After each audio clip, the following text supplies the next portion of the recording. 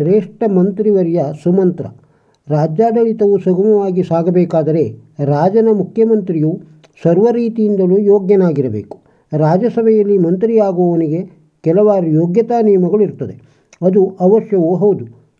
ಸುಯೋಗ್ಯ ಮಂತ್ರಿಯು ಇರುವಲ್ಲಿ ರಾಜನು ಒಂದು ವೇಳೆ ಸುಗುಣರಹಿತನಾದರೂ ರಾಜ್ಯವು ಸುಭಿಕ್ಷವಾಗಿ ಪ್ರಜೆಗಳು ನಿಶ್ಚಿಂತೆಯಿಂದ ಬದುಕಬಹುದು. ಯಾಕೆಂದರೆ ಮಂತ್ರಿ ಚಾಣಾಕ್ಷನಾದರೆ ರಾಜನನ್ನು ಸರಿದಾರಿಗೆ ಕೊಂಡೊಯ್ಯುವಲ್ಲಿ ಚತುರನಾಗಿರುತ್ತಾನೆ.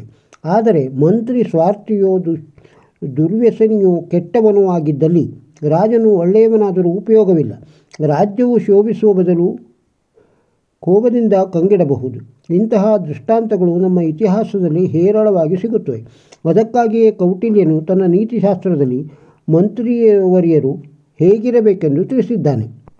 ದುಷ್ಟ ಮಂತ್ರಿಗೆ ಉದಾಹರಣೆಯಾಗಿ ಚಂದ್ರಹಾಸನ ಕಥೆಯನ್ನು ನೆನಪಿಸಬಹುದು. ಇತರ ರಾಜರ ಆಕ್ರಮಣಕ್ಕೊಳಗಾಗಿ ಯುದ್ಧದಲ್ಲಿ ದೊರೆ ಸತ್ತಾಗ ಸೇವಕಿಯೋರ್ವಳು ದೊರೆಯ ಮಗು ಚಂದ್ರಹಾಸನನ್ನು ರಕ್ಷಿಸಿ ಬೇರೆ ರಾಜ್ಯಕ್ಕೊಯ್ದು ಪೋಷಿಸುವುದು, ಅಲ್ಲಿಯ ದೊರೆಗೆ ಸಂತಾನವಿಲ್ಲದೆ ಚಂದ್ರಹಾಸನನ್ನು ದತ್ತುಪುತ್ರನನ್ನಾಗಿ ಸಾಕುವುದು.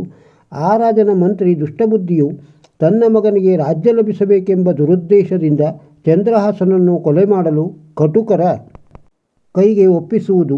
ಇದೆಲ್ಲ ಚಂದ್ರಹಾಸನ ಕಥೆಯಿಂದ ತಿಳಿದ ವಿಚಾರ. ಹಾಗೆಯೇ ಉತ್ತಮ ಮಂತ್ರಿಯಿಂದ ರಾಜನ ಶ್ರೇಷ್ಠತೆ ಹೆಚ್ಚುವುದೆಂಬುದಕ್ಕೆ ದಕ್ಷ ಮಂತ್ರಿಯೋರ್ವನು ನೆನಪಿಗೆ ಬರುತ್ತಾನೆ. ಅವನೇ ಸುಮಂತ್ರ.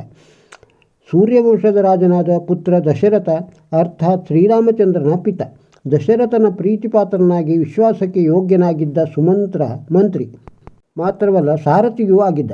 ಮಂತ್ರ ಅಂದರೆ ಸಲಹೆ ಕೊಡುವವ, ಸುಮಂತ್ರ ಅಂದರೆ ಒಳ್ಳೆಯ ಸಲಹೆ ಕೊಡುವವ. ಈತನಿಗೆ ಶ್ರೀರಾಮನಲ್ಲಿ ಅತೀವ ಭಕ್ತಿ ಇತ್ತು.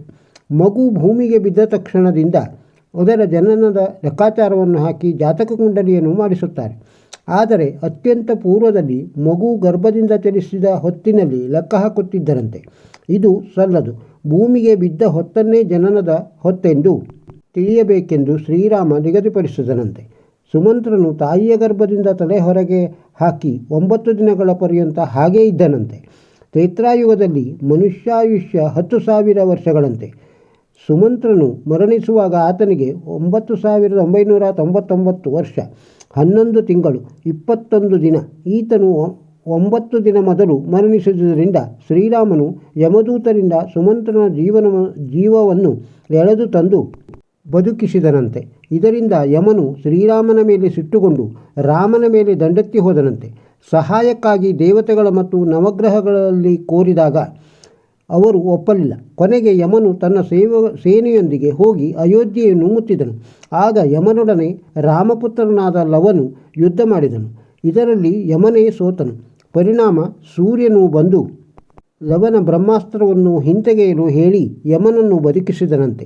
ಇನ್ನು ಮುಂದೆ ಮಾನವರು ಸಂಪೂರ್ಣ ಜನನವಾದ ಮೇಲೆ ಆಯುಷ್ಯ ನಿರ್ಣಯಿಸಬೇಕೆಂದು ಶ್ರೀರಾಮನು ಅಪ್ಪಣೆ ಇತ್ತನು ಎಂಬ ಕಥೆಯಿದೆ.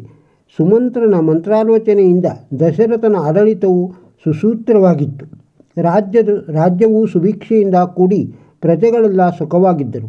ಆದರೆ ದಶರಥ ಬಹುಕಾಲ ಸಂತತಿಹೀನನಾಗಿದ್ದ. ಇದಕ್ಕಾಗಿ ವಸಿಷ್ಠ ಮುಂತಾದವರೆಲ್ಲ ಸೇರಿ ಸಂತತಿಗೋಸ್ಕರ ಪುತ್ರಕಾಮೇಷ್ಟಿ ಯಾಗ ಮಾಡಲು ಪ್ರೇರೇಪಿಸಿದರು. ಸುಮಂತ್ರನು ವಸಿಷ್ಠಾದಿಗಳ ಸಲಹೆಯಂತೆ ಮಹಾಮಹಿಮನಾದ ಋಷ್ಯಶೃಂಗ ಮುನಿಯನ್ನು ಪುತ್ರಕಾಮೇಷ್ಟಿಗೆ ಪುರೋಹಿತನನ್ನಾಗಿ ಕರೆಸಿದನು. ಶ್ರೀರಾಮನು ಪಿತೃವಾಕ್ಯ ಪರಿಪಾಲನೆಗಾಗಿ ಅರಣ್ಯವಾಸಕ್ಕೆ ಹೋದಾಗಲೂ ಸುಮಂತ್ರನೇ ರಥವನ್ನು ನಡೆಸಿ ಅರಣ್ಯಕ್ಕೆ ಕರೆತಂದ. ಹಾಗೆಯೇ ಅಣ್ಣ ವನವಾಸಕ್ಕೆ ತೆರಳಿದನೆಂಬ ಸುದ್ದಿ ತಿಳಿದ ಭರತ ಅತೀವ ದುಃಖದಿಂದ ಅಣ್ಣನನ್ನು ಅರಸುತ್ತಾ ಅರಣ್ಯಕ್ಕೆ ಹೋದಾಗಲೂ ಭರತನ ಜೊತೆಯಲ್ಲಿ ಸುಮಂತ್ರ ಹೋಗಿದ್ದ. ತನ್ನ ರಾಜ ಆತನ ಕುಟುಂಬ ಎಲ್ಲರ ಏಳಿಗೆಗೂ ಪಾತ್ರನಾದ ಸುಮಂತ್ರ ಆದರ್ಶ ಮಂತ್ರಿಯಾಗಿ ಆಚಂದ್ರಾಕ ಬೆಳಗುತ್ತಾನೆ. ಈ ಕಥೆಯು ನಿಮಗೆ ಇಷ್ಟವಾಗಿದ್ದರೆ ಒಂದು ಲೈಕ್ ಕೊಡಿ, ಬೇರೆಯವರಿಗೂ ಶೇರ್ ಮಾಡಿ. ನಮ್ಮ ಚಾನಲ್ಗೆ ಇನ್ನೂ ಸಬ್ಸ್ಕ್ರೈಬ್ ಆಗದೇ ಇದ್ದರೆ ಸಬ್ಸ್ಕ್ರೈಬ್ ಆಗಿ. ನಮಸ್ಕಾರ.